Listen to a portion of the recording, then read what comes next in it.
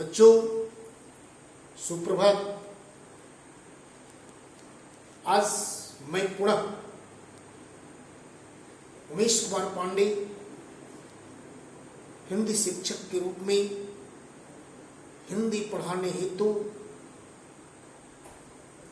आपकी पाठ्य पुस्तक मानवीय करुणा की दिव्य चमक पाठ के लेखक सर्वेश्वर दयाल सक्सेना का परिचय लेकर आपके समक्ष उपस्थित हुआ हूं। बच्चों, मैं एक बात कहना चाहूंगा आपसे कि आप विद्यालय ने आपके लिए बहुत अच्छी व्यवस्था की है।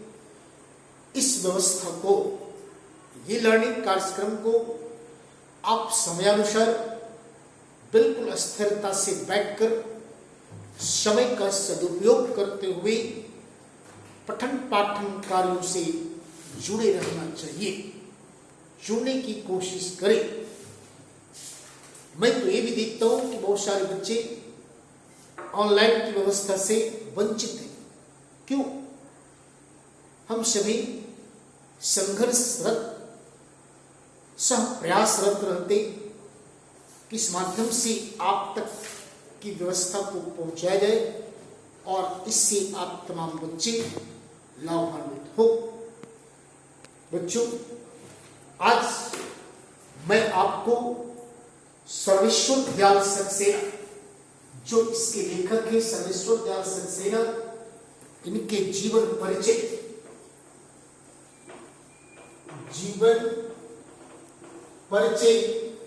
हेतु उपस्थित हो। अब आइए कि इनका जीवन परिचय क्या है। तो सबसे पहले समझना है कि सर्वेश्वर दयाल सक्सेना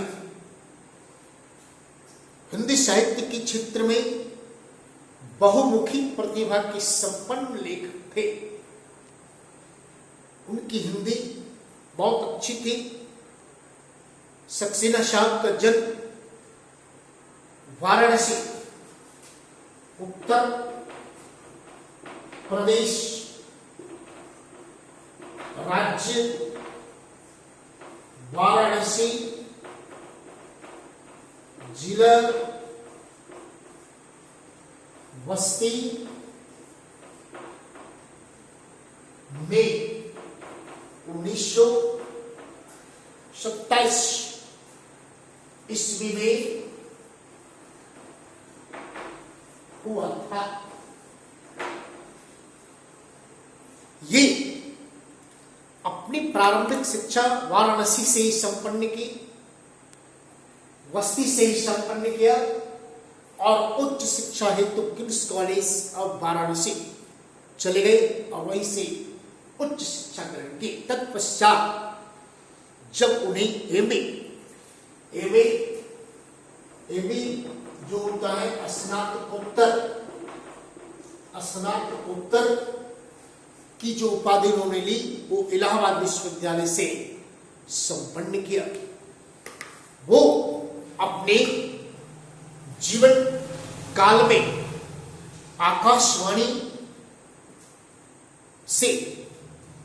आकाशवाणी में सहायक प्रोड्यूसर के पद पर कार्यरत रहे।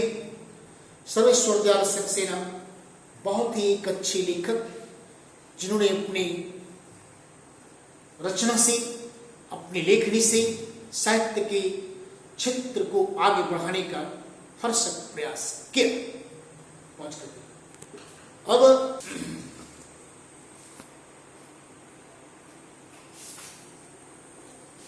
बच्चों, अब हम आगे बढ़ते हैं।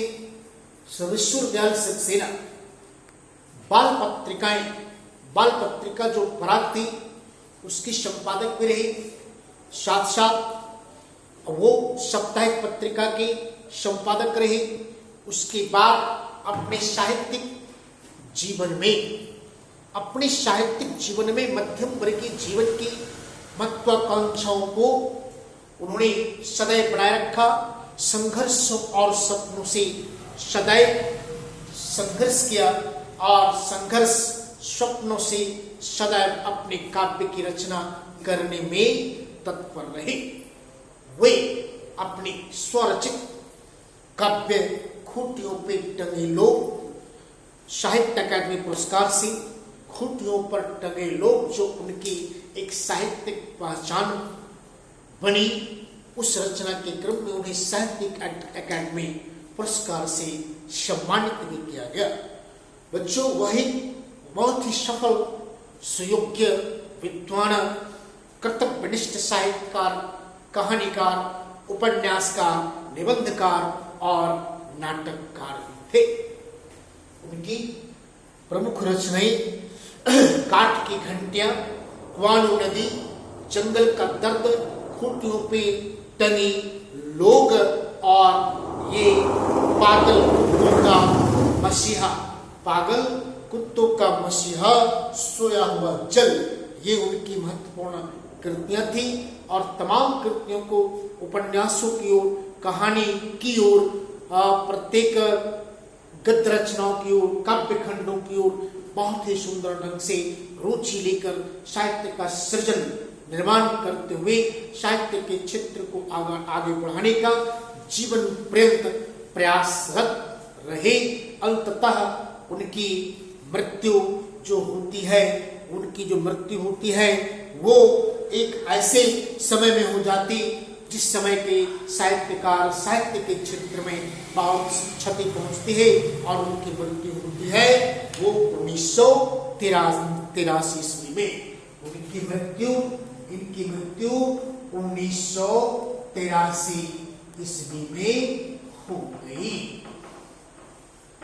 इनकी मृत्यु 1983 ईस्वी में हो गई और ये चमकता हुआ सितारा सदा सदा के लिए